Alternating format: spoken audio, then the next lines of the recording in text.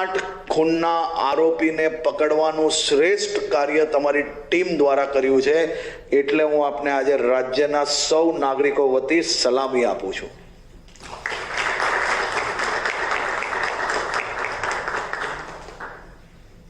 રાજ્યના મુખ્યમંત્રીશ્રીએ આપ સૌને અભિનંદન આપ્યા છે. તમારા જેમ બીજા બી કોઈ જિલ્લાઓમાં કે બીજા કોઈ રાજ્યમાં બી આવી ઘટના બને તે એમની ટીમને પૂરેપૂરી પ્રેરણા મળે તે માટે આજે રાજ્ય સરકાર દ્વારા તમારા લોકોની જે ઇનામ માટેની પ્રપોઝલ જે 6.5 લાખ રૂપિયાની આવી હતી, એની બદલે રાજ્ય સરકાર દ્વારા તમારી આખી ટીમને 12.5 લાખ રૂપિયાની ઇનામની રાશિ આજે ડિક્લેર કરવામાં આવે છે.